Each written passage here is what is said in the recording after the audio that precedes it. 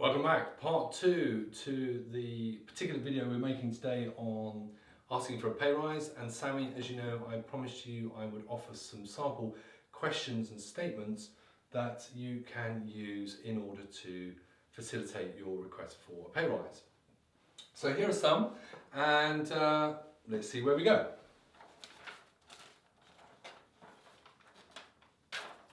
So of course, a nice question to ask is, or thing to say of course rather, is I'd like to ask for a pay rise. Sammy, I know you don't need any help with that, that's fine.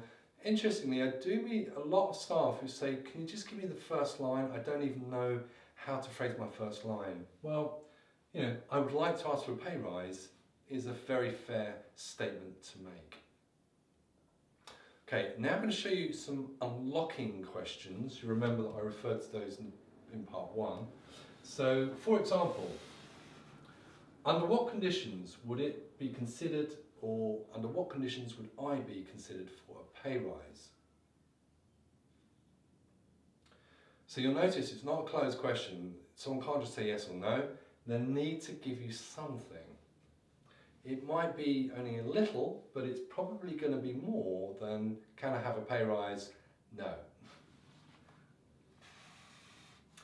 What would need to happen for me to ... So for example, what would need to happen for me to be considered for a pay rise? Or what would need to happen for me to get the opportunity to acquire this experience in order to be a candidate for a pay rise? Again, you'll notice we're using the open prefix what. It actually encourages people to say more. Which factors would need to be fulfilled? ... So which factors would need to be fulfilled for me to become a candidate for a pay rise, or to be fulfilled in order for me to have the opportunity to get this knowledge or skill?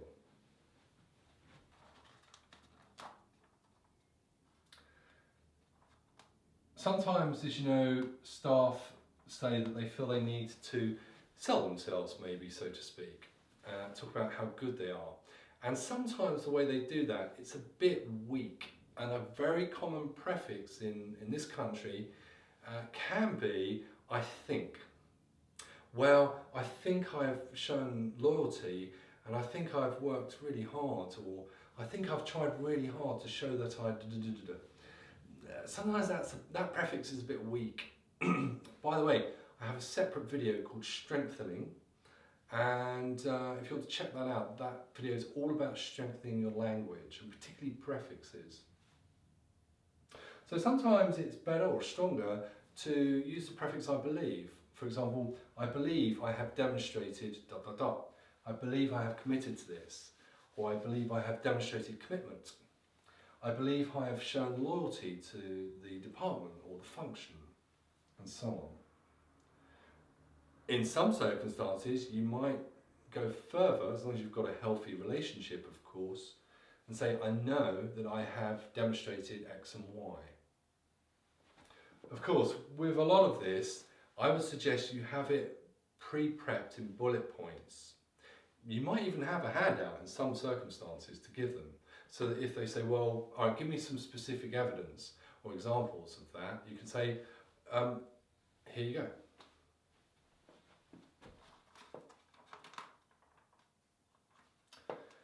I have considered the specific contributions I've made, or I have thought about the specific contributions I've made. Very strong statements. Again, you can back it up with written evidence. By the way, with written evidence, I urge you to have bullet points, like, 3, 4, 5, 6, 7 words each. Then maybe have the same thing, but with 3 or 4 sentences for each, if the manager wants more detail. So give them the bullet points, I call it a bullet point spine, and then offer the detail if they want it.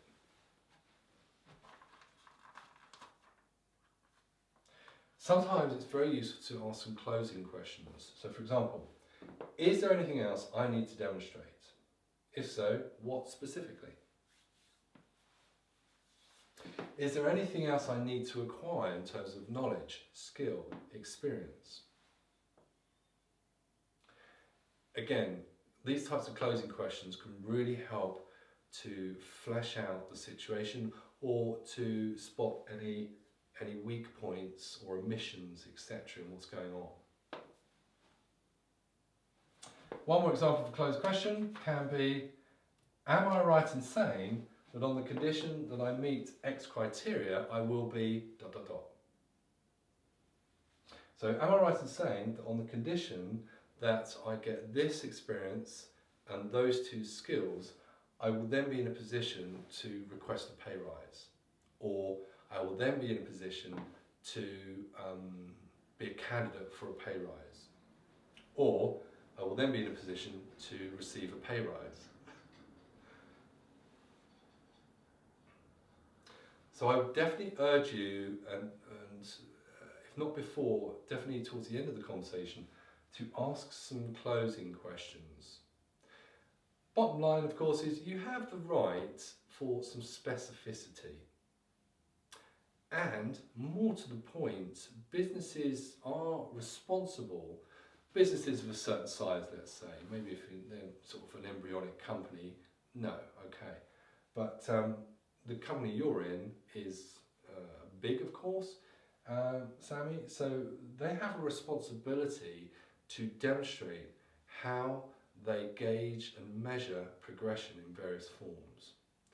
I know a lot of people don't still, but you have a right to ask.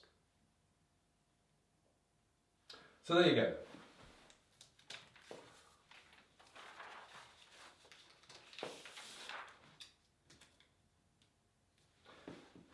A bit of work on asking for a pay rise. So again, Sammy, if you want more examples of questions and statements, let me know.